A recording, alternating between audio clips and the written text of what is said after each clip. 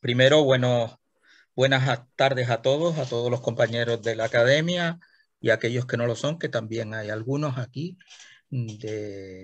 conectados, y agradecerles su atención de antemano en un día como este. Hoy es día 6 de junio, pero es verdad que el día era de la sesión telemática. Sin embargo, de lo que estamos comentando también, porque viene muy oportuno, es el Día Mundial del Medio Ambiente. Y me parece estupendo que la academia precisamente lo celebre de esta manera, porque muchas celebraciones son un poco, vamos a decirlo, de postureo. O sea, que todo el mundo se acuerda del medio ambiente en el último minuto o en este único día. Y realmente el medio ambiente es una cuestión que va mucho más allá y ahora cada día es más perentorio abordarlo. Así que la academia lo aborde una vez más me parece estupendo. El Día Mundial nace incluso de ese proceso que no hace tanto tiempo, porque estamos hablando del 72, para muchos de nosotros hay memoria, otros más jóvenes no la tienen, ¿eh? Y de aquellos primeros procesos o movimientos que se produjeron en esa reflexión que hizo las Naciones Unidas sobre la necesidad de conservar el medio ambiente. Estábamos mucho mejor que ahora, estamos en mejores condiciones que ahora, pero sin embargo yo diría que el proceso de reflexión de aquella época no se ha equiparado, no ha ido a la misma velocidad. ¿Eh? Hace unos años se celebró una nueva conferencia de las Naciones Unidas del Medio Ambiente, se acordó los objetivos de desarrollo sostenible, pero el impacto, la fuerza, la energía que se produjo en esa conferencia de Río, pues no, ha sido irrepetible. Y yo creo que ahora necesitaríamos de esa energía para abordar los retos a los cuales nos enfrentamos. En todo caso, está muy bien que todos los años alguien nos recuerde, en este caso las Naciones Unidas y los diferentes organismos internacionales, que hay que ocuparse del medio ambiente, que el medio ambiente nos condiciona en su totalidad, porque en realidad no deberíamos de estar hablando de medio ambiente en sentido natural, de la naturaleza exclusivamente. Hoy ya sabemos que tanto la geo como la bio, como la presencia humana, todos esos elementos están conjugados y deberíamos de hablar de ambiente, ¿eh? No exclusivamente de medio ambiente. En todo caso, recordar también que hace unos 2 años, cuando estábamos todavía en pandemia, dentro de la pandemia, el programa de la UNESCO sobre el hombre y la biosfera, que ya saben que en España se ha renominado como persona y biosfera, porque en inglés quizás la palabra hombre no tenga esas connotaciones tan de sexo, pero en español sí. Y entonces pensábamos se pensó y así se aprobó en los diferentes congresos que tuvimos dentro de todo este proceso, renombrarlo como persona y biosfera, que es mucho más inclusivo, mucho más amplio, y realmente es quizás, o nosotros pensamos que es la intención del propio programa. Este es un programa muy exitoso, lo he comentado alguna vez. Hay 726 reservas de la biosfera en el planeta. Pues es una cantidad importante, bastante significativa, pero curiosamente ya hay 123 países de todo el mundo implicados, lo cual es bastante llamativo. Incluso recuerdo hace unos años, Miguel Klusener, un gran amigo de Fuerteventura, de Canarias, y director de la División de Ciencias de la UNESCO, visitaba una reserva de la biosfera curiosa. porque siempre pensamos que en Corea del Norte no hay reservas de la biosfera. Pues la reserva de la biosfera transfronteriza, o sea, esta hacía del espacio que hay entre Corea del Norte y Corea del Sur, ese espacio que se supone que es neutral, está desmilitarizado, pero está el más vigilado del mundo, ese espacio es reserva de la biosfera. O sea que lo visitaba este compañero con las cautelas que cualquiera puede imaginarse, ¿eh? Teniendo que visitar esa zona tan peligrosa, desmilitarizada, sí, pero muy vigilada y muy perseguida. En el caso, también otro elemento curioso de la distribución de las reservas de la biosfera es que, como se ve en este mapita, no sé si se fijan o si se puede ver claramente, esos puntos amarillos son las reservas de la biosfera. Como se ven, los países donde están concentradas las reservas de biosfera, o en este caso el continente, sería el continente europeo, y algo del continente mesoamericano y americano, Norteamérica y Mesoamérica, y después hay una distribución mucho más light, mucho menos concentrada, de mucho menos espacio en el resto del planeta, aunque hay algunas reservas de la biosfera en África que podrían ser tan grandes como la superficie de la península ibérica. O sea que estamos hablando de una superficie muy grande. Para mí, especialmente si somos canarios y estamos en este territorio, pues tiene mucho sentido. Hay muchas reservas de la biosfera que son reservas de la biosfera islas. Y ya saben que las islas para nosotros tienen un sentido muy especial y hay muchísimas islas en el planeta. Nosotros en el, en el, digamos, el network, la red de reservas de la biosfera de las islas, pues tenemos 56 reservas de la biosfera, que no está mal. España tiene 52 reservas, es el lugar del planeta o el país, vamos a llamarlo, que tiene más reservas de la biosfera de todo el planeta. Y bueno, aquí tienen en este pequeño plano, pues tenemos algunas muy interesantes. Tenemos cuatro, perdón, reservas de biosfera transfronteriza, lo que significa que compartimos la reserva de biosfera con el país vecino, que es Portugal, son tres, y después tenemos una transcontinental. Esta también es una auténtica joya desde el punto de vista de que une dos continentes. No tenemos parangón exclusivamente aquellas en la red de reservas de biosfera transcontinentales como esta que tenemos entre Andalucía y Marruecos. ¿Mm? Bajando un poco más, bueno, el porcentaje del territorio español que está ocupado por reserva biosfera es el 12%, lo cual, y cada año, yo diría que cada año se aprueban nuevas reservas de la biosfera, lo cual es una buena noticia. Significa que todavía tenemos biodiversidad, tenemos potencialidad para desarrollar más espacios protegidos en nuestro país. En Canarias, pues hasta hace muy poquito no éramos todos los que deberíamos, pero aquí en este plano o en este mapa sí tenemos desde la más antigua, que es la Reserva Biosfera de La Palma, en el núcleo de los Tiles, fue la primera reserva que se declaró en Canarias y hoy en día ha sufrido ampliaciones de tal forma que prácticamente ocupa toda la isla y algunas zonas marinas alrededor de esta.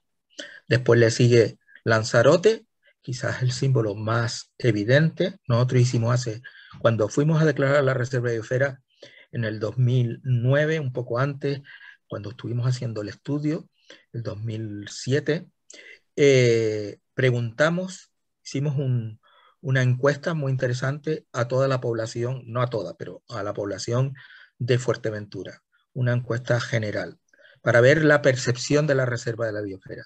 La conclusión es que si le preguntabas a alguien que nombrara una reserva de la biosfera, que nombrara una de toda la península, de todos lados, la que iban a nombrar era Lanzarote. O sea, Lanzarote fue y sigue siendo, está posicionada como un referente en reserva de la biosfera a nivel mundial, yo diría, a nivel nacional y por supuesto en Canarias también. Cuando a alguien le preguntas por reserva, casi siempre nombra primero a la reserva de Lanzarote, ¿m?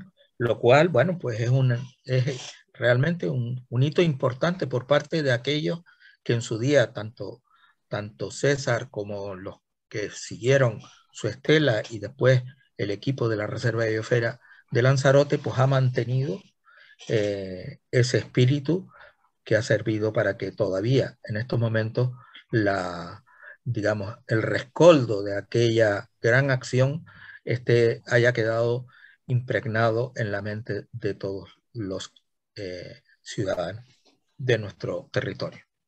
Las otras han ido viniendo poco a poco, la de Gran Canaria, de la cual yo seguí bastante el proceso, se adelantó por unos años a la de Fuerteventura, aunque estuvimos hablando casi conjuntamente, tengo que decirlo, el proceso fue muy parecido cuando estuvimos hablando en el proceso de formación. Nosotros estábamos trabajando en la idea de la Reserva Biosfera de Fuerteventura y al mismo tiempo surgió la idea de la Reserva Biosfera de Gran Canaria. Fue muy rápida en su gestión, en su declaración por parte del Cabildo de Gran Canaria y, y bueno, pues ya ven, no ocupa toda la isla, son de las dos reservas de la biosfera de Canarias que no ocupan el espacio completo de la isla. Estas son Anaga y son Gran Canaria. Anaga en Tenerife y Gran Canaria en todo el tercio sur de la isla de Gran Canaria. Bueno, después vinimos nosotros, en el 2000, perdón, me adelanté un poco, en el 2000 fue la declaración de la Reserva Biosfera del Hierro, y después pues vino Fuerteventura y posteriormente también recibió bastante empuje La Gomera, que hicimos la reunión aquí, y finalmente Anaga, que tardó bastante, por cierto, en declararse. Fue un proceso largo, interesantísimo y difícil eh, porque las reservas de biosfera no son los espacios naturales. ¿eh? Este es el parque rural, tiene sentido porque tiene población, porque el parque nacional no tiene poblaciones interiores. Y una de las principales condiciones, y en los últimos años la mayor quizás, es que las reservas de la biosfera tengan como objetivo hombre y biosfera, dijimos persona y biosfera, o sea, que tengan incluido poblaciones y actividades humanas y sostenibles, por supuesto, además de la conservación. O sea que la Reserva de Biosfera, el éxito del programa de reservas de la biosfera no es ser un espacio protegido. El éxito el programa Persona y Biosfera es buscar el equilibrio entre el hombre en sentido genérico y la naturaleza. Y en eso nos hemos dedicado. Si ven este plano, también, si ven este mapa, se dan cuenta que la Reserva de Biosfera de Fuerteventura casi, no es casi, es verdad, es más marina que terrestre. O sea, hemos incluido, es una de las reservas de biosfera más grandes del Estado español, ¿eh? Porque incluyó el mar circundante. Esto fue una decisión que tomamos en su día porque pensamos que la riqueza, una importante riqueza de biodiversidad de la isla de Fuerteventura, de Lanzarote, de Canarias en general, es su biodiversidad marina y que no incluirla sería un pecado por parte nuestra.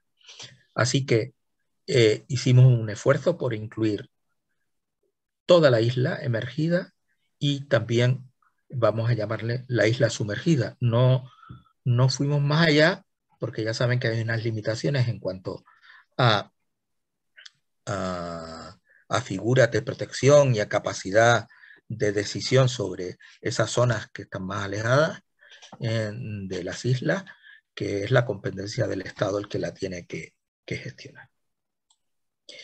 Bueno, por resumir un poquito, solo por pasar por encima, las reservas de la biosfera funcionan con 3 elementos clave.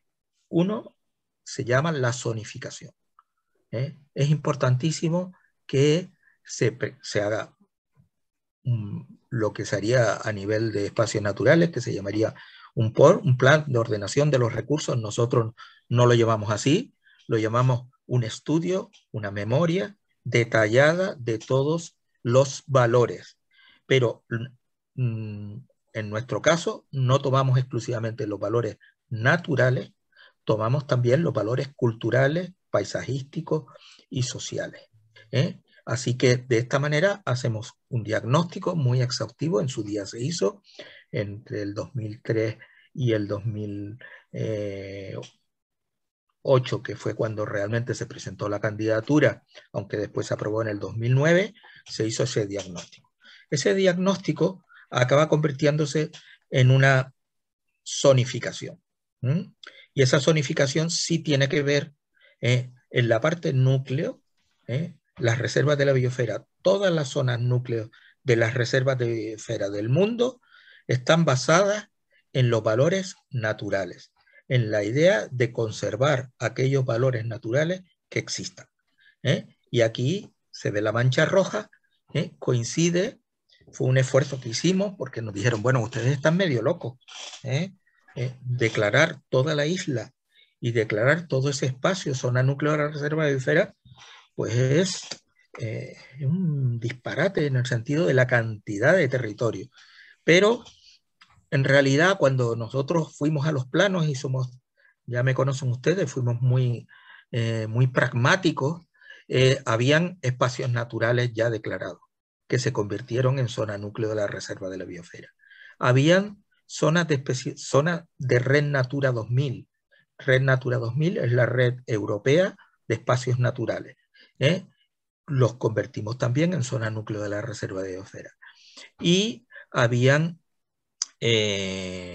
un plan de ordenación del territorio, el PIOF, que también tenía declarado o tenía calificado una gran parte del territorio como zona de protección paisajística.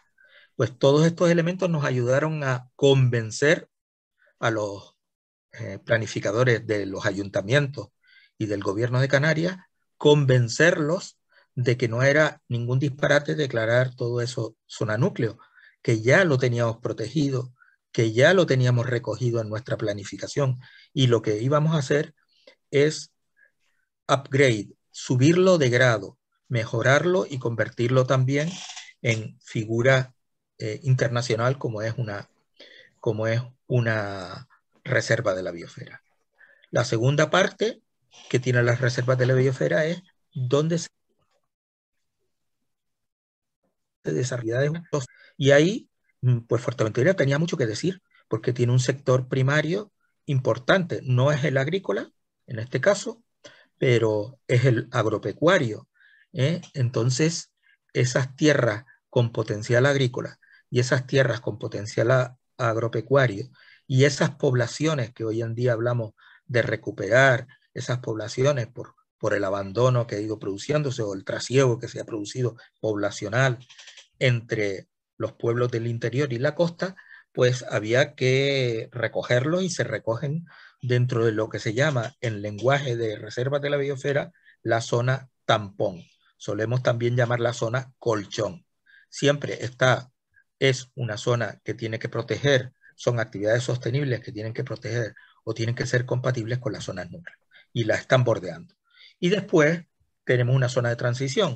Esto fue una gran discusión en las reservas de la biosfera de Fuerteventura, porque para muchos era muy difícil aceptar que urbanizaciones masificadas, que ciudades poco sostenible que zonas costeras densificadas entraran en la reserva de la biosfera.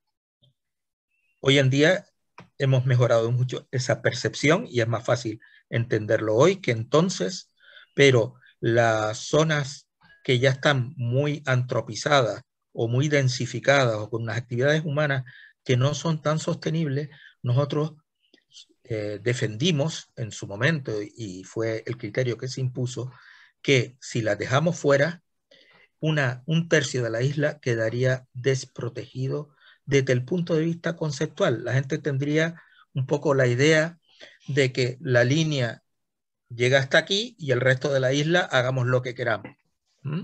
Entonces, porque nosotros pensamos que la mayoría de los impactos económicos y los impactos ambientales se generan en las zonas no protegidas, en las ciudades, en el agua donde se consume, los residuos donde se producen, la contaminación lumínica de donde sale, todos estos elementos y la población donde se concentra.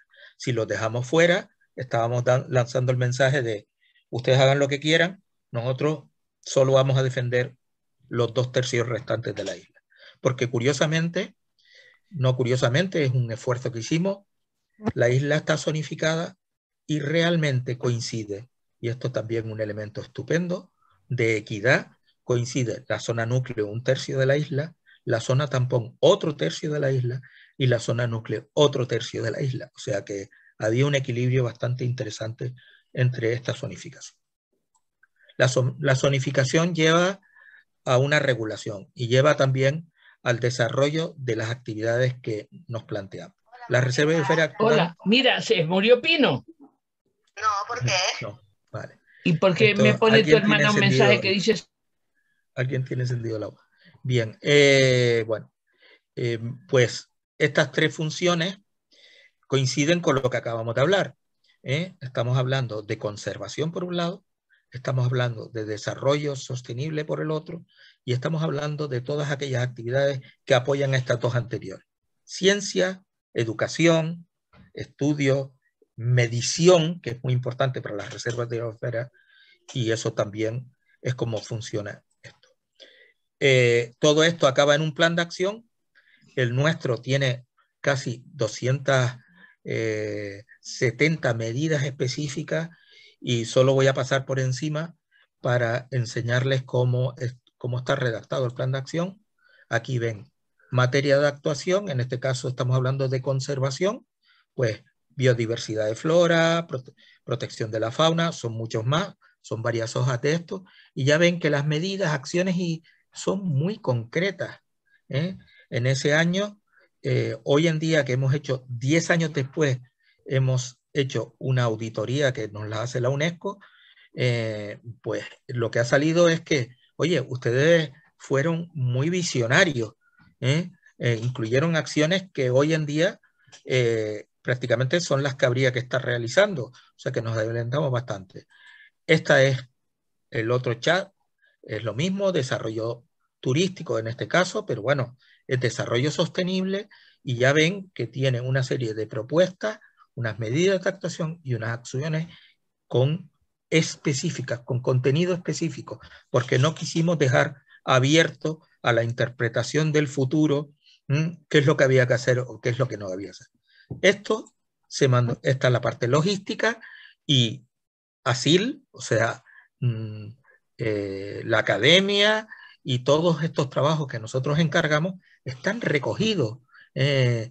Por ahí estaba Esther. Esther, tenemos geología, edafología y evolución paleoclimática, pero esto no es de ahora, es que esto lo tenemos recogido de hace 12 años, cuando nos planteamos qué era lo que había que desarrollar y ves una cosa, digo a Esther porque me resulta bastante curioso. Estudio y valorización de los yacimientos paleontológicos. Pues esto lo tenemos escrito, lo tenemos aprobado y lo tenemos comprometido, y por eso lo que hacemos, lo hacemos pensando en que tenemos que cumplirlo, ¿vale? En el campo de los cetáceos, en el campo de otras especies, las aves, en fin, yo creo que en cambio climático, atmósfera y efectos del cambio climático. Pero esto no es de ahora, que es ahora la moda. No, esto es de hace 12 años atrás. Bien, esta la pongo sencillamente, ya ustedes la conocen, pero siempre, y ahora ha vuelto, es decir, nos habíamos olvidado, estamos empezando a dejar la pandemia, el SARS, pero bien, ya nos está apareciendo lo que vemos, el profesor Posada y el profesor Calvo han hablado en los últimos tiempos de forma extraordinaria, que la pérdida de biodiversidad ayuda, colabora o a veces puede ser hasta la causa del aumento de las enfermedades, las pandemias o las enfermedades que estamos sufriendo. No quiero extenderme en esto. También no quiero extenderme en esta otra que ya la conocen ustedes, que es que ya no podemos hablar de salud de las personas, de la salud animal, ni de la salud ambiental. Que tenemos que hablar de la salud del planeta, de una sola salud, porque todo está interconectado, como se ha podido ver en los últimos tiempos. Bien, ¿por qué Fuerteventura o por qué Canarias son merecedoras de la declaración de reserva de la biosfera? Ya decíamos que uno de los elementos clave siempre es su valor ambiental, su valor natural. Pues este plano es muy característico, lo suelo poner siempre, y ya ve, aquí hay una comparación entre biodiversidad y población. Lo más interesante es que el área 14, que es un área muy importante de biodiversidad del planeta, incluye esta pequeña islita aquí, que no es una isla, que es todas las Islas Canarias más las Islas Azores. Eso forma una hotspot, una zona de biodiversidad del planeta. Y es impresionante, nosotros tenemos esa diversidad. ¿Por qué nosotros incluimos la parte marina? Pues aquí lo tienen. En Azores hay 24 especies de cetáceos, un bioindicador importantísimo de la biodiversidad. En Madeira 21, pero en Canarias hay 29. La región biogeográfica que se califica o que se llama así, Azores, Madeira, Canarias y Cabo Verde. Cabo Verde está un poco más descolgada, pero se encuentra dentro de esa región. Acumula 31 especies de cetáceos. Tenemos esta zona del planeta, tiene más biodiversidad de cetáceos o tiene tanta biodiversidad de cetáceos como Hawái y otros lugares que nosotros pensamos que son los más biodiversos. Pues Canarias, junto con las otras islas, sobre Madeira, tiene esa cualidad. Y no solo tiene esa cualidad, los especialistas suelen decir que es muy diversa. En Canarias se puede ver la cantidad, no es que solo tengamos las especies, sino que encima se pueden avistar. En el sur de Fuerteventura, navegando en estos meses además, se va a ver una importantísima cantidad de especies diversas, de cetáceos solo. No hablemos de otras especies que también las hay. No me voy a profundizar, esto es lo mismo. En otros aspectos, pues también era importante. La declaración de reserva de la biosfera no solo toma, como acabo de decir, los aspectos de naturaleza. Canarias, desde luego, con su cantidad, sus más de 2.000 especies de endemismo, pues resulta absolutamente necesario dentro del contexto europeo y dentro del contexto mundial. Pero también se valora y se valoró en su momento los esfuerzos, los potenciales, lo que se comprometía. Y dentro de esos esfuerzos, esos potenciales, fuimos de las primeras reservas de la biosfera del Estado español que habló de energías renovables como elemento clave de desarrollo de la reserva de la biosfera. Teníamos dos ejemplos. Uno, promovido por nuestro académico y compañero Roque Calero, en el sur de Fuerteventura, en el modelo a través de un proyecto europeo de desarrollo de un proyecto integral de energía eólica y uso también de esa energía para producir frío y para dar energía a una población aislada. Hoy en día ya casi lo tenemos asumido. En aquel momento, estamos hablando no recuerdo, quizás después me pueda corregir Roque, estamos hablando de los finales de los 70, bueno, finales de los 80 creo. También tenemos o teníamos como valor a añadir el primer parque, uno de los primeros parques eólicos de Canarias, el primer parque eólico de Canarias y uno de los primeros del Estado español. Todo esto se valoró como elemento positivo porque ya estábamos hablando de energías renovables en una isla donde su gran potencial, eso todavía sigue siendo un reto, su gran potencial eran los recursos naturales provenientes del viento, del sol y de elemento matomotriz que en aquella época prácticamente no se hablaba, pero estos eran varios elementos. No voy a insistir ahí, tampoco en esto, pero ya sabemos que esta diapo casi va más en la parte de los desarrollos, de la parte de los retos, que es la diapo sobre la situación en la que nos encontramos en la actualidad, al borde, perdón, si quieren vuelvo para atrás un momento, al borde de la capacidad de carga. La capacidad de carga que, por supuesto, nosotros ya estamos en esta curva, ya están avisando el IPCC que nos estamos sobrepasando los umbrales y ya saben que una vez que se sobrepasan esos umbrales, el proceso ya no es de transición, ya no es de camino estable, sino es de generar fenómenos que no sabemos a dónde nos van a llevar, pero desde luego que van a alterar sustancialmente el futuro del planeta. Esta dimensión también, una isla como la de Fuerteventura, que era una isla desierta, a veces tuvimos problemas muy serios con algunos compañeros que nos dijeron que pues la isla estaba demasiado desierta para tener valores naturales. Y nosotros seguimos defendiendo que uno de los grandes valores naturales de Fuerteventura y Lanzarote es la aridez. La aridez como paisaje, la aridez como ecosistema y la aridez como cultura o como la cultura de la lucha contra la aridez. Y estos elementos también fueron utilizados para la creación de la reserva de la biosfera. Aquí estamos poniendo ya alguna parte de los... Está también quizás podría... digamos, me iría a estos relojes, que es un sistema que pusimos para evaluar, porque a nosotros nos gusta medir las cosas, evaluar el estado de la reserva de biosfera. Los relojes son muy curiosos, los pusimos como manómetros para que los ciudadanos pudieran evaluar en qué situación nos encontramos. Y, por supuesto, pues elegimos algunos indicadores. El consumo de agua por habitante, estamos en el borde, estamos bien, en teoría. En estos momentos tenemos cortes porque precisamente por el incremento del uso del agua, no la regenerada, sino el agua potable para un aumento no ha aumentado la población, no ha aumentado el número de turistas y sin embargo ha disminuido el consumo.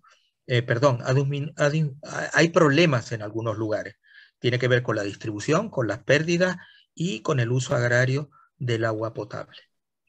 Aquí ven otro indicador interesante, el consumo de energía por habitante. Pues en Fuerteventura los consumos estaban también dentro de la franja que sería aceptable. Por supuesto, todo es relativo en esta vida, pues si tienes una población pequeña, pues los consumos van a ser. La generación de residuos, pues ahí ya empezábamos a tener problemas, porque la gestión de residuos ha sido la prevención y la disminución de los residuos no ha sido una política que haya brillado mucho en esta isla. Por supuesto, esto es una asignatura pendiente. La motorización, pues la isla, a pesar de todo, pues está en unos volúmenes de motorización adecuados. aunque lógicamente incrementándose cada año y habría que estar, y nosotros hemos insistido en la movilidad sostenible. Evolución de la ocupación turística, pues ya ven, tenemos una ocupación muy grande del territorio, muy densificada, más que muy grande, porque tenemos que pensar que no llega a un 3% el espacio ocupado por la urbanización turística. Los nuevos fenómenos de vivienda vacacional, de uso del territorio de una forma de aspiración de volver a la naturaleza, tiene sus efectos perversos, y desde luego este dato hay que segmentarlo un poco para saber qué tipo de turismo es y dónde es más positivo y dónde es menos. Y bueno, utilizamos aquí un indicador, varamientos de cetáceos, podríamos haber usado todo, otro, pero varamientos de cetáceos, de tortugas, de especies naturales, y Fuerteventura en eso es un referente como actuación. Una de las cosas que también fue un valor que añadimos a la Reserva de la Biosfera fue el cielo. El cielo es de las pocas reservas de la biosfera que incluyó ya en su declaración la necesidad de la protección lumínica. Nosotros, esto fue también una reflexión que hicimos, sencillamente, una isla que no está poblada, donde la población está muy concentrada, el nivel de contaminación lumínica es bajo. Y concretamente en el oeste de la isla, que prácticamente no tiene ocupación, pues tampoco está iluminada.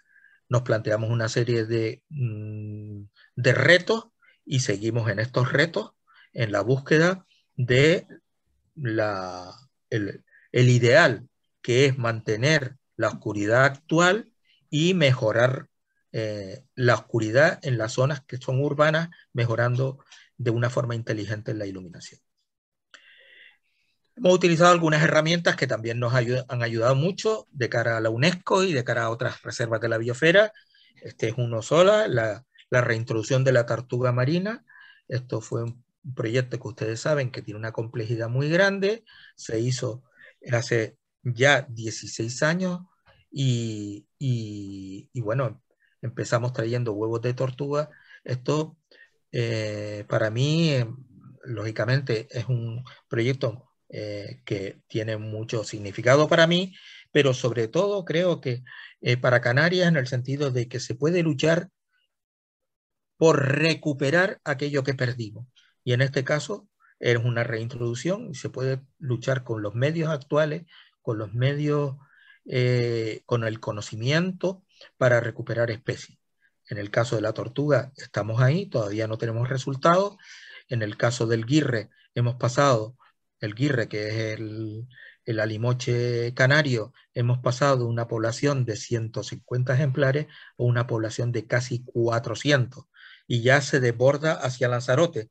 Nuestros amigos de Lanzarote que nos estarán oyendo hoy ya empiezan a ver algunos guirres, pues son los que ha desbordado, porque ya estamos al borde, estamos cerca de la capacidad de carga de la isla de Fuerteventura, y los guirres pues sencillamente se empezaron merodeando. Hay una política activa de atraerlos hacia Lanzarote y esperamos que colonicen de forma espontánea la isla de Lanzarote, porque han desaparecido muchos de los factores que para nosotros es un gran éxito. Estamos hablando ahora de la uvara y de algunas otras especies que podrían recuperarse y tenemos que hacer ese esfuerzo.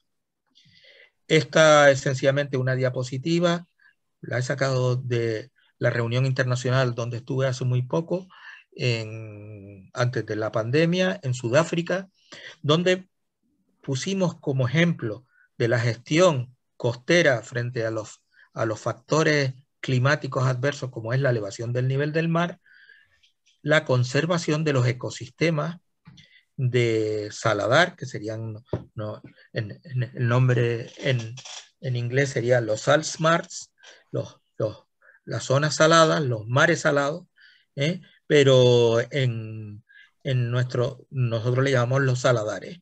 Y efectivamente, este que está protegido, que fue motivo de una gran inversión por parte de la Unión Europea, es uno de los grandes orgullos de la zona núcleo de la Reserva de la Biosfera de Fuerteventura. Y un ejemplo de compatibilidad entre el turismo, que como lo ven ustedes se quedó aquí, podía haber estado aquí a borde de playa, como han sido en la mayoría de los sitios, y sin embargo, como ustedes pueden ver, el turismo está de la carretera para arriba. De la carretera para abajo ha quedado estas 150 hectáreas liberadas y haciendo el factor que estamos hablando de hoy en día de barrera verde, de ingeniería verde, de infraestructura verde. O sea, que de por sí mismo esto amortigua el efecto de las corrientes y en su día el efecto de la subida del mar sobre lo que tenemos construido. Y esto va a ser muy importante en el futuro, lo estamos defendiendo en todos aquellos organismos internacionales y también ante el Ministerio, porque esta es para nosotros una de las maneras de actuar frente, de mitigar el cambio climático, prevenir y mitigar, conservar sencillamente aquellos ecosistemas costeros que se adaptan a la subida del mar. En cuanto a otro de los problemas que no lo teníamos hace unos años, hace 50 años no se percibía esto. En los últimos 15 años empezamos a ver este espectáculo dantesco. Como ven aquí, les pongo las imágenes, estas acumulaciones se producen por unos giros oceánicos donde las corrientes se mueven y entonces generan estas acumulaciones de basura marina que son monstruosas porque algunas, como se ha dicho por parte de los científicos, tienen el tamaño de la península ibérica y Francia. O sea, incluso una parte de Alemania. Y tienen una profundidad media de 2 metros. Aunque ya hoy sabemos que hay invasión de plástico también en la capa mesopelágica, en la capa intermedia y también estamos viendo acumulaciones de plástico en el fondo. Bueno, nosotros hemos actuado y estamos actuando en ese sentido. No me voy a extender aquí porque después tengo una diapo sobre qué es lo que hemos hecho, pero hemos recogido. El plástico se ha convertido en una importante reflexión a nivel de todas las reservas de la biosfera. Esto es en Corea, una intervención de la Reserva de Biosfera de Fuerteventura en mi persona para colaborar, transmitir, intentar poner en marcha estrategias comunes en todas las islas. Esto es un encuentro internacional en la isla de Jeju, en Corea del Sur. Bien, no solo tendremos que actuar contra el cambio climático desde el punto de vista de el mar y de esta polución que tenemos, también para no dejar el mar completamente, se está produciendo un fenómeno de acidificación muy bien estudiado y en el que participamos, nosotros colaboramos con el Grupo Quima de la Universidad de Las Palmas por su estudio y su seguimiento. Canarias es una estación de medida de las más antiguas en cuanto a acidificación del mar y por tanto estamos a la cabeza de su estudio y espero que también de su solución. Pero el cambio climático también afecta, si esta era una isla árida, hay una aridez natural, evidentemente hay una aridez provocada por la desertificación, la acción humana de retirada primero por la necesidad de utilizar los elementos combustibles de la isla para la cocina, para la alimentación y demás, y hoy en día también, en los últimos años, también por el uso intensivo del ganado suelto. Pues todos estos fenómenos nosotros somos muy partidarios de que hay que revertirlos. Y para revertirlos hemos empezado con unas especies que son las mejor adaptadas y las menos palatables para los herbívoros. Y estos son los cardones canarios, los cardones, la Euphorbia canariensis, la andiensis, que no está aquí, y la tabaiba dulce y especialmente la tabaiba amarga. Estos nos ayudan a recuperar un hábitat recogido dentro de son hábitats prioritarios de la Unión Europea, pero también nos ayuda a fijar suelo, a luchar contra la desertización y a luchar, a mejorar la capacidad de absorción del carbono del territorio. También participamos en proyectos internacionales. Este tiene que ver con el plástico, pero tiene también que ver con la ordenación del turismo, porque las reservas de la biosfera tienen el compromiso y la obligación de colaborar con otras reservas de biosfera y con otros organismos internacionales en la búsqueda de soluciones. Y en este caso están 8 países, está Alemania, Holanda, Grecia, Croacia, Bulgaria, España y Portugal, con sus agencias correspondientes y sus universidades, lo cual nos está haciendo de una importantísima experiencia y conocimiento. Estos son datos que están sencillamente para poner un ejemplo de cómo está nuestra costa. Las zonas vírgenes son las peor paradas, porque al fin y al cabo las zonas urbanas se recogen, se limpian. Nadie aguantaría esto en las canteras, por decir algo, o en el refugio. Pero desde luego esto lo tenemos en la isla de Fuerteventura, y también parte de esto también lo encontramos en la isla de Lanzarote, en Famara y en Cofete. Son 2 grandes sumideros de basura. Y basura marina que mucha de ella, la mayoría, ya lo hemos estudiado en este último año, no viene de nosotros, sino que Canarias encima, además de esa biodiversidad, también incluye una cierta acumulación de basuras que vienen de la costa este de Estados Unidos, a través de la corriente del Golfo. La rama canaria nos trae elementos de Estados Unidos, hemos llegado a tener elementos, hemos podido identificar y contactar con elementos que han aparecido de Canadá, y también de Florida, y también de la bahía del Hudson. O sea que recibimos mucha basura de otros lugares y también probablemente de la zona del Mediterráneo. Bueno, este es el trabajo que hacemos, porque estas cosas me gusta ponerlas porque es la práctica. La realidad es que hay que currar, hay que patear y hay que defender, eso sí, con algunas herramientas modernas como los drones, defender el territorio para analizar bien, diagnosticar bien y trabajar bien. Vean cómo a veces nos encontramos en la costa, este espectáculo tan lamentable, y por lo que hay que moverse. Esto es solo en Cofete, en un mes, 504 kilogramos de plástico.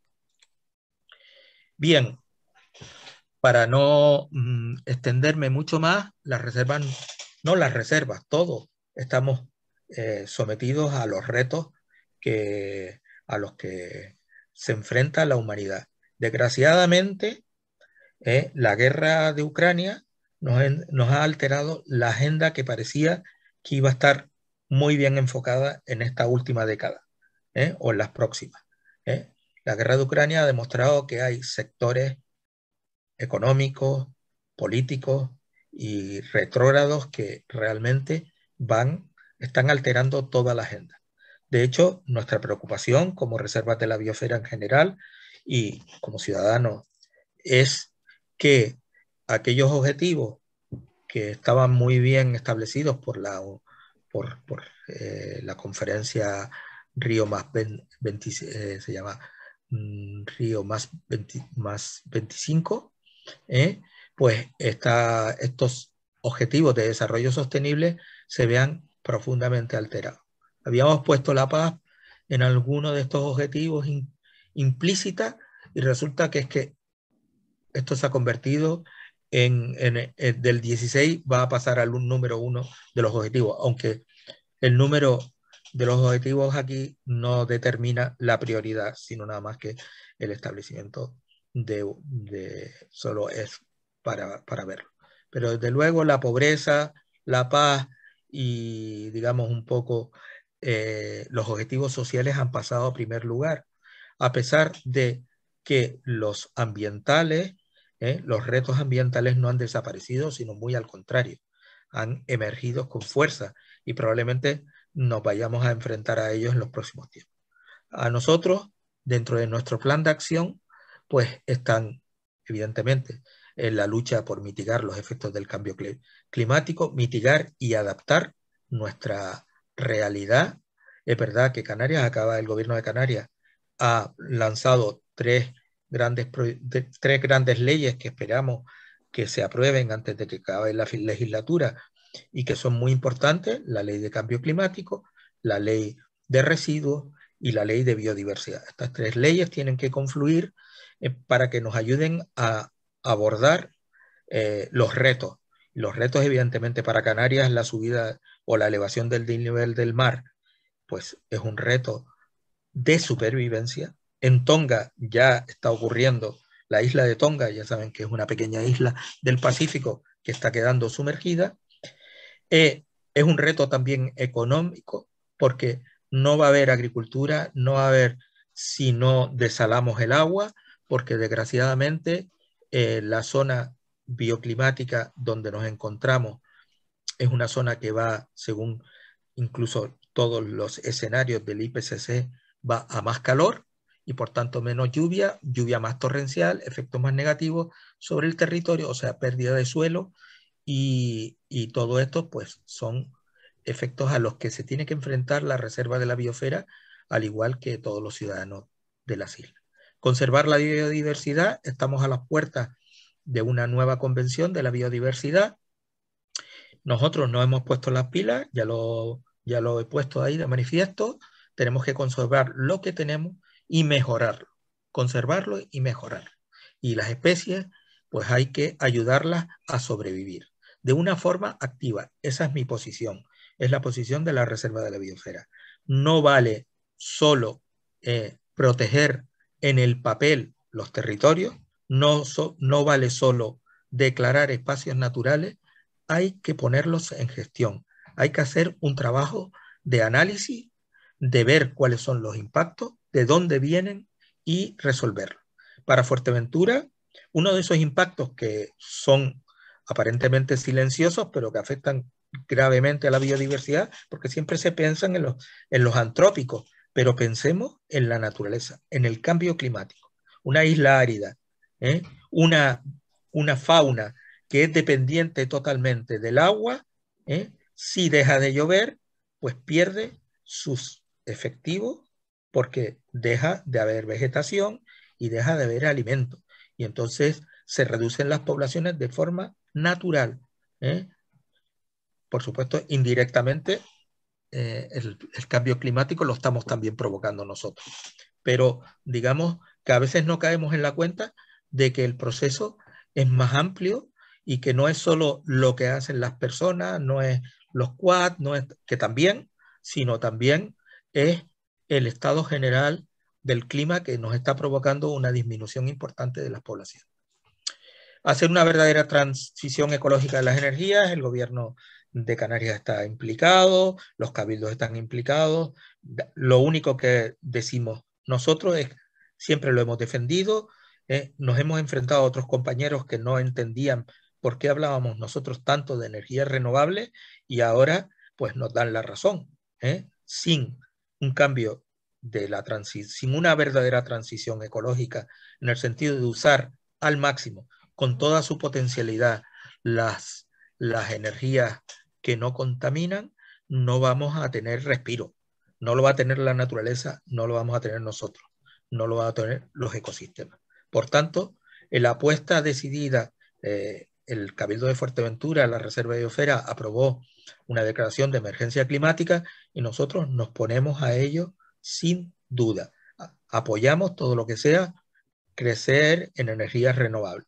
Lógicamente, hacerlo bien, es lo menos que se pide, que no se pongan molinos donde pueden ser pasos de aves y que en esos lugares no se renuncie a las energías renovables, se cambie el sistema, quiere decirse que se usen energías renovables compatibles, o sea, energía solar u otras energías.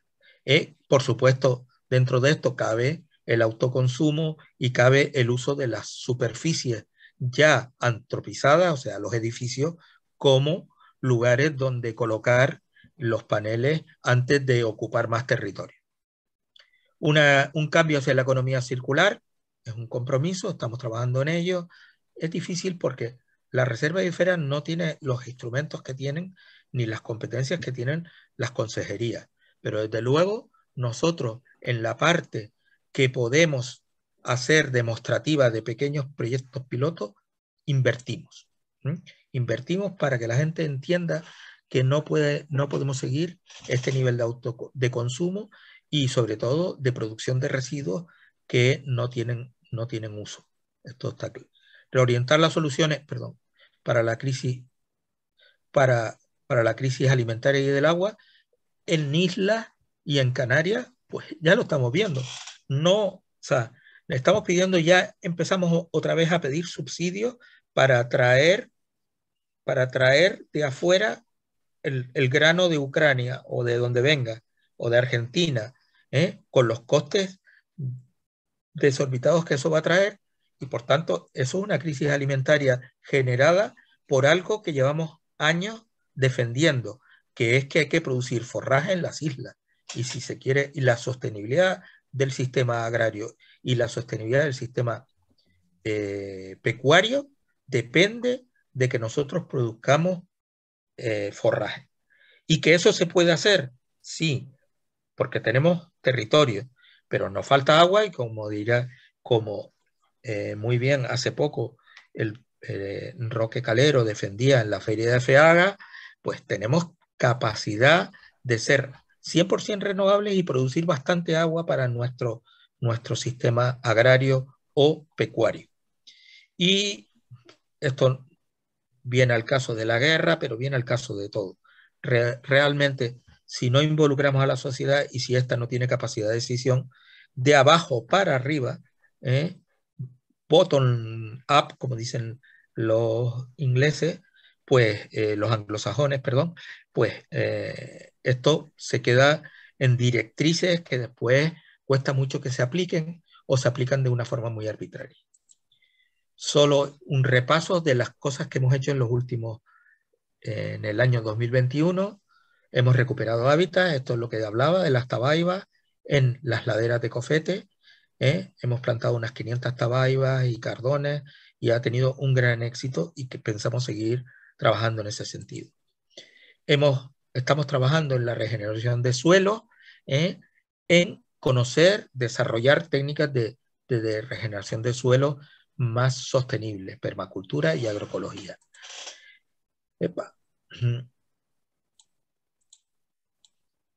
En turismo es un área que que tenemos que abordar, nunca la orillamos, al contrario, estamos potenciando modelos de turismo sostenible, pero es verdad, y ya me han oído alguna vez, lo he dicho en todos los foros, no hemos aprendido nada de la pandemia.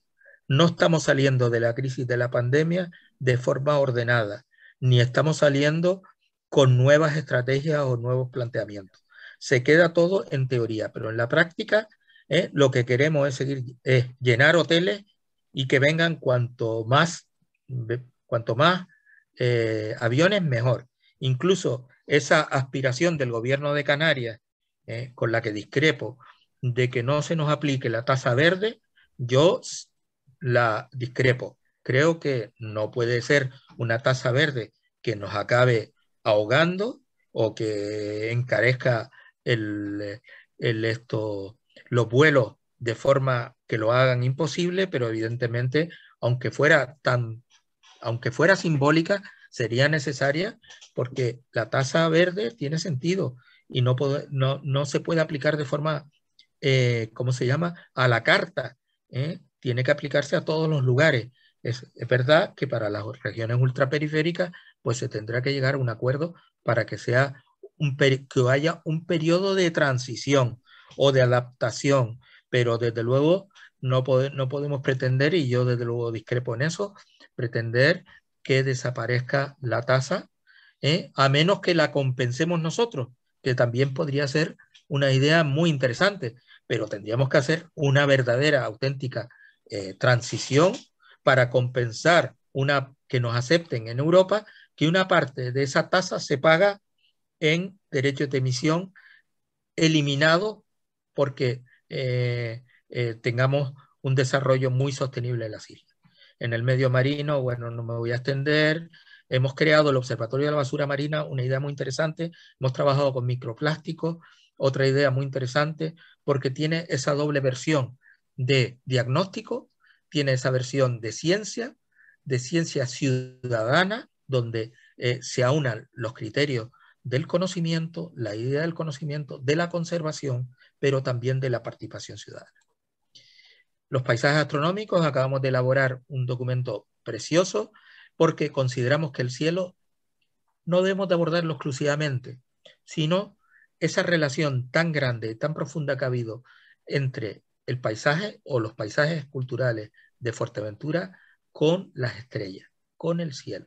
El conocimiento de la cultura ancestral de nuestros aborígenes y después de los pueblos prehispánicos y después de los colonizadores, en el sentido de que era muy importante esa cultura para la adaptación a la realidad tan dura de Fuerteventura. Y estamos trabajando ahí, estamos trabajando en ese documento a ver si conseguimos la plasmación de esta idea de paisaje cultural arqueoastronómico a la realidad del territorio. Y también hemos participado también elaboramos documentos, es nuestra obligación, es parte del pensamiento. Esto ya es lo último.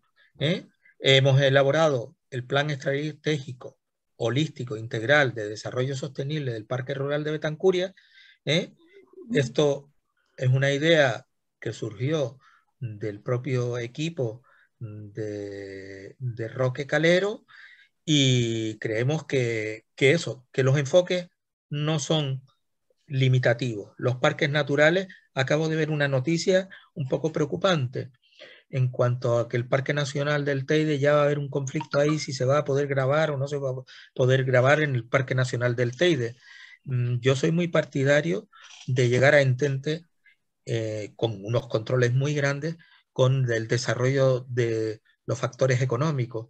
Y quiero decir que yo rompo una lanza por el sector audiovisual, siempre que esté controlado y sea posible. Otra de las cosas, hemos hecho el plan de desarrollo circular de la isla. Bueno, como siempre, podremos decir, oye, ¿para qué estos planes se van a cumplir o no se van a cumplir? Nosotros estamos muy convencidos de que hay que planificar.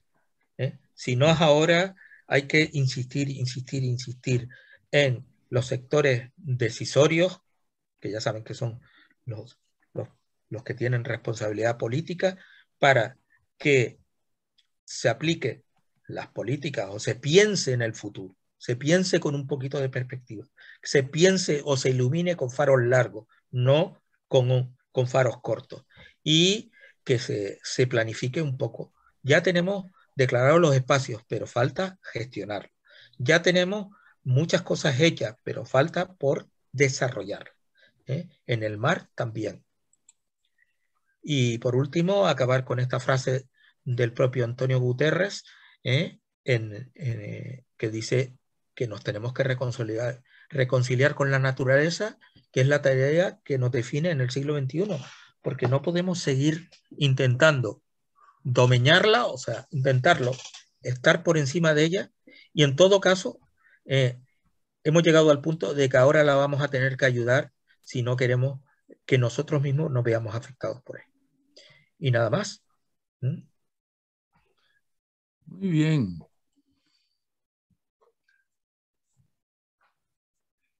Pues enhorabuena, Toni, primero por todo lo que has trabajado a lo largo de la vida y que nos has mostrado tan maravillosamente. Después por esta extraordinaria conferencia en la que nos has informado tanto y también, y en el uso de unas diapositivas verdaderamente preciosas y extraordinariamente elaboradas, ¿no?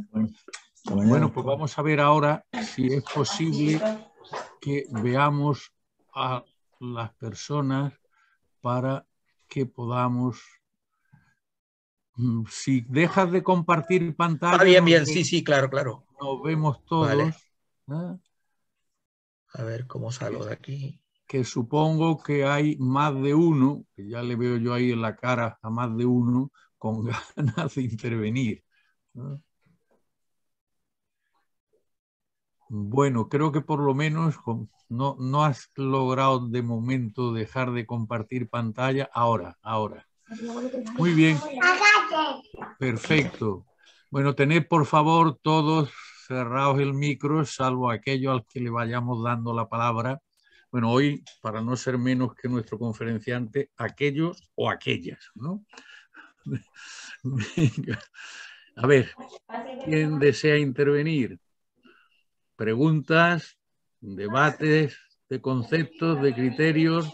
A ver, Roque. Yo como me ha mencionado, ¿no? Claro. Pues intervengo en primer lugar. Antonio, enhorabuena, ¿no? Y ya que has mencionado una serie de cosas, me gustaría hacer un recordatorio rápido, porque Fuerteventura tiene un conjunto enorme de experiencias en todos los temas que pasan desapercibidas, son desconocidas. En Fuerteventura hay realmente el conjunto de Canarias, ¿eh? Por ejemplo, el primer mapa eólico de Canarias potente se hizo en Fuerteventura, en la época de Gerardo Mesa. Se instalaron más de 20 anemómetros traídos de Estados Unidos bajo secreto de transferencia, ¿no? Porque eran automáticos, ¿no? Así que el primer mapa eólico de Canarias se hizo en Fuerteventura. En segundo lugar, como mencionó antes Antonio, el Parque de Guía del Río se hizo no para producir energía eléctrica y ya está, sino para abastecer la desaladora del consorcio de agua de Fuerteventura.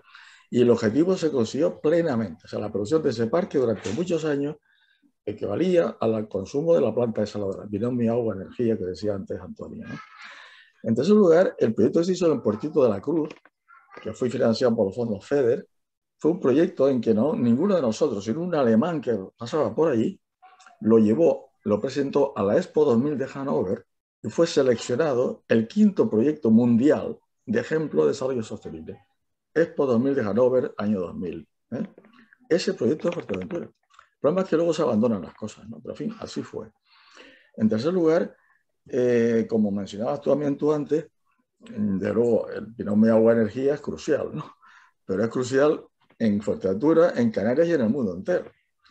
Y cuando el agua se produce con energías renovables, que es lo que yo siempre he trabajado en eso, como ustedes saben, está ocurriendo una cosa curiosa, y es que estamos de alguna manera simulando la naturaleza. ¿Qué es lo que hace la naturaleza? Evapora agua de mar y la suelta en alturas, que luego a través del río vuelve al mar. ¿Qué estamos haciendo nosotros? A través de renovables, desalamos agua de mar, igual que hace la naturaleza, pero la bombeamos ahora hacia arriba. Los ríos ahora son del mar hacia arriba, ¿no? Y por eso yo visualizo Fuerteventura como una serie de desaladoras, que hemos hecho proyectos, por cierto, que bombearán agua al resto de la isla y será como si llueve todos los años, igual. Y por cierto, hemos hecho un proyecto para el Cabildo de Fuerteventura y el coste de esa agua es más bajo en este momento ya que lo que cuesta la energía para producir agua desalada en una planta convencional. O sea que no es un problema ya de postes, ni un problema de caudales de producción, un problema posiblemente de decisiones políticas, ¿no? Y la última cosa que ya menciono también, que hemos hecho últimamente, es el plan estratégico para el parque natural de Betancuria, que a mí me encantaría que se hiciera para toda Fuerteventura, ¿no? Porque es una forma de ver holísticamente el desarrollo, de este caso, de una isla, ¿no? Desde luego podíamos también, otro día si quiere hablar de todas las cosas que se han hecho en Fuerteventura en desalación, en renovables, que no son conocidas por la mayoría de las personas y que posiblemente convertirán Fuerteventura en un modelo de innovación en todas estas cosas, ¿no? Así que un poco quería recordar estas cosas, Antonio, y a todos los que están escuchándonos, ¿no? A Gerardo, por decirle que fue el primero, ¿no? Que creyó en nosotros, ¿no? Y que yo resumo todo esto en que Canarias en general y Fuerteventura en particular tienen un futuro esplendoroso si tomamos el camino del desarrollo sostenible.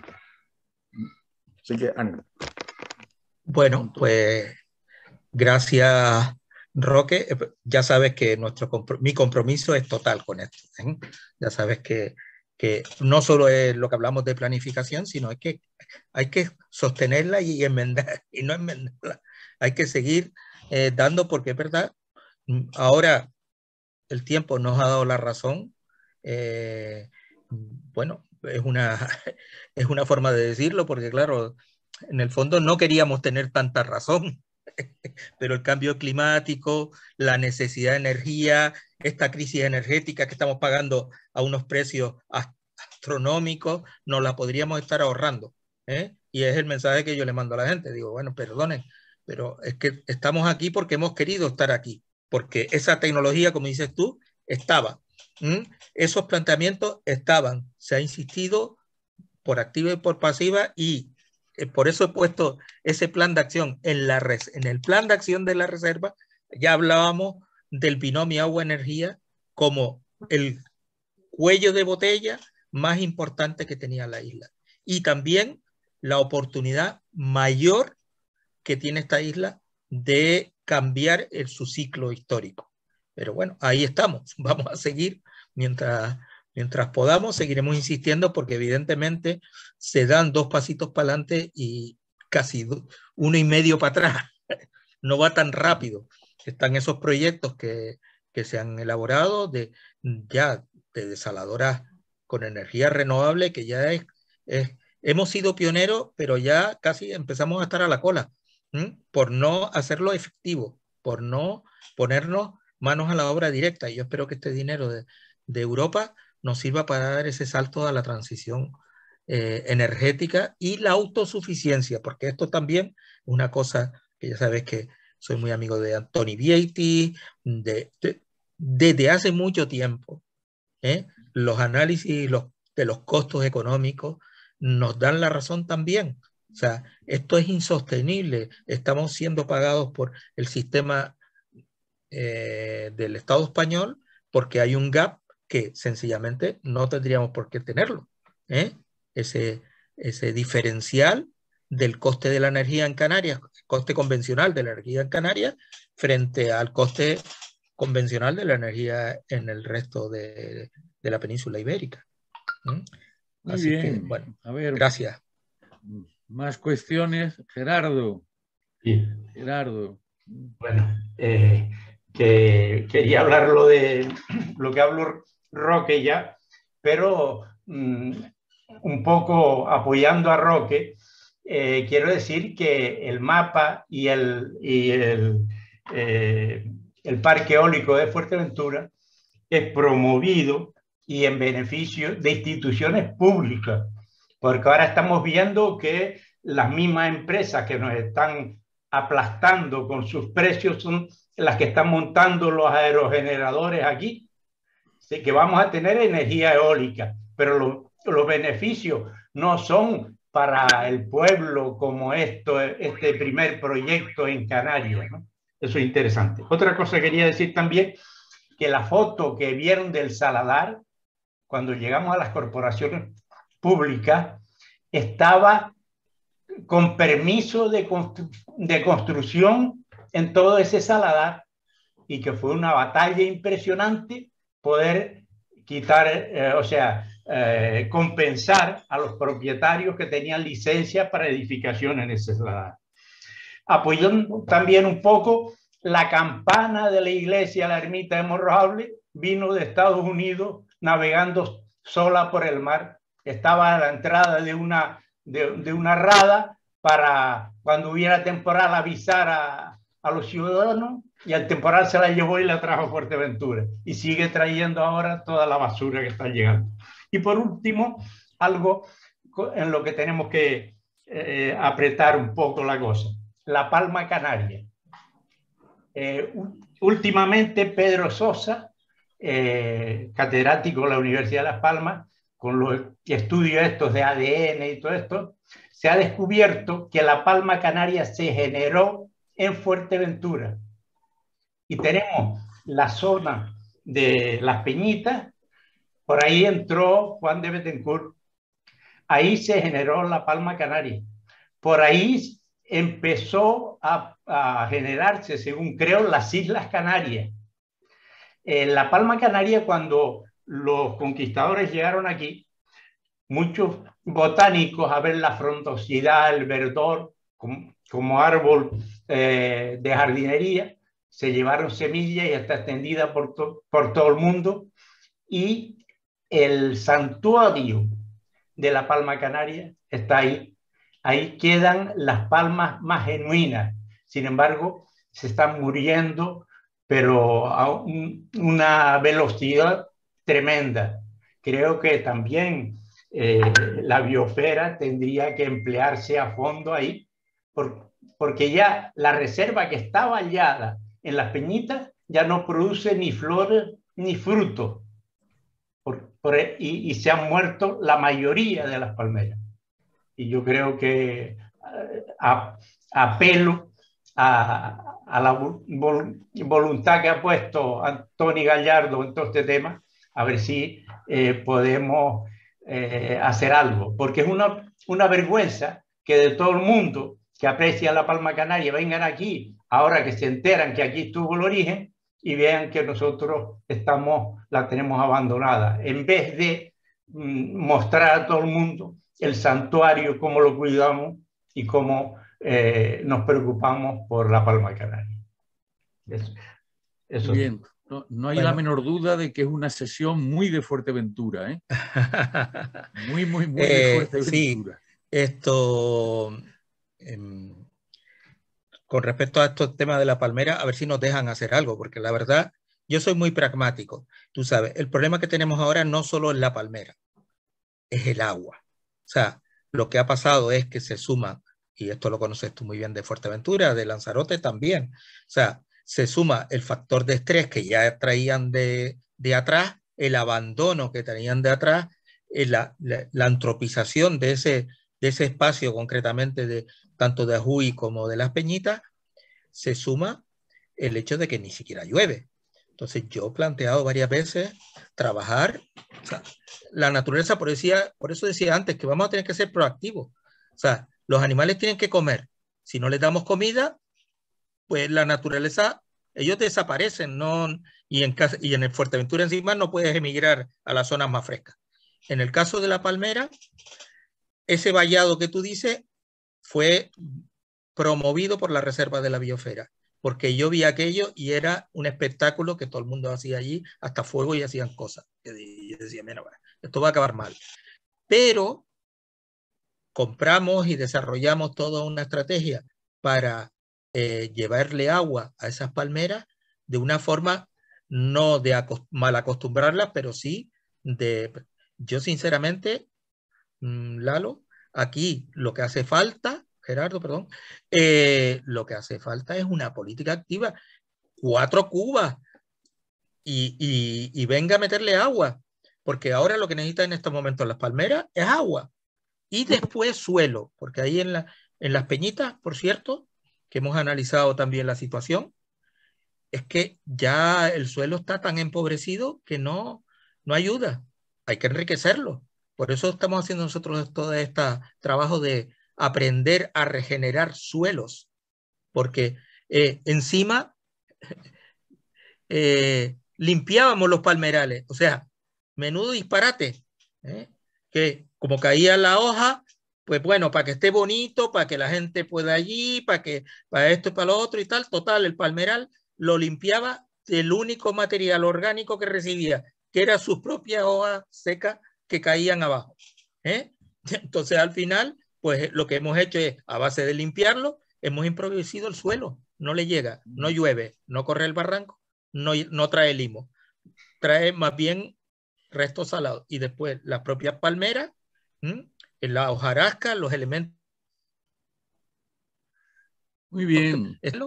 La limpiamos. Sobre la palma canaria, como le gusta llamar a Gerardo Mesa, o la palmera, como oímos todos los demás, yo recomendaría el discurso de ingreso en la Academia de Gerardo Mesa, que está accesible en la web de la Academia. Bueno, pues creo que ha sido una sesión muy fructífera. Francisco, un segundo perdón, nada más. Esther, Y por alusiones directas de don Toni Gallardo. Sí. Perdón. No te preocupes. Tony, como siempre, magnífico escucharte y sobre todo agradecerte en público que estés apostando desde la reserva de la biosfera, así llamada porque se dedica más a la biodiversidad, pero sin embargo desde la reserva pues se está haciendo un esfuerzo tremendo y apuesta seriamente por la geodiversidad y en el caso concreto que nos atañe por la paleobiodiversidad. Entonces, nada, agradecerte. Ahora sé, y ya eso ya, lamentablemente para ti no me voy a quitar de encima, ¿no? Porque veo que está en los criterios que manifestabas desde hace 12 años, que era trabajar sobre esa geodiversidad que es tan exuberante, ¿no? en Fuerteventura. Esa aridez que condiciona el territorio de Lanzarote y de Fuerteventura nos permite poder ver esa enorme, como decía Gerardo, pues el crecimiento de las islas, ¿no? Entonces, para mí ha sido magnífico. Y luego, el miércoles me toca a mí dar una conferencia en el museo sobre la paleontología del futuro, ¿no? Dentro de un ciclo de conferencias que se llama Antropocéano. Entonces, la foto que pusiste de Cofete, creo que es Cofete, es tremenda, ¿no? Ese problema tan grande que tenemos por la llegada de plástico y que ya están pasando a los sedimentos. Ya se está nombrando una nueva tipo de roca, ¿no? El plastipar. Lamentablemente, ese plástico se va a añadir a los sedimentos junto con el piche, junto con el asfalto que nos está llegando a las costas, y en un futuro, pues los que vengan detrás nuestro y vayan a estudiar los yacimientos paleontológicos de Fuerteventura se van a encontrar con otro nuevo periodo geológico que va a ser el Antropoceno, que no sé si lo sabremos interpretar o no, eso se verá con el tiempo. Muchísimas gracias. Muy bien, Esther, pues muchas gracias. Bueno, creo que ha sido una jornada muy intensa, ¿no? Muy intensa. Y para el primer lunes del próximo mes tendremos a Sebastián Delgado, que va a hablar del agua, ¿eh? También un gran problema para el mundo entero y en concreto para Canarias. Pues muchísimas gracias a todos. Un momento, faltó una mano, no sé si querrá hablar. ¿Quién? Felipe, pues yo no sé dónde veis las manos porque yo no las veo. Felipe. Bueno, la acaba de quitar. Ah, vale. Felipe, venga, habla. Ah, que no es hablar, que lo que quiere es decir que aupa Fuerteventura. Vale, muy bien. Bueno, pues nada, hasta el primer lunes del mes que viene. Sebastián Delgado nos hablará del agua. Muchas gracias y hasta pronto. Un abrazo a todos. Buenas tardes, José Antonio Salido. Adiós a todos. Que no te había visto.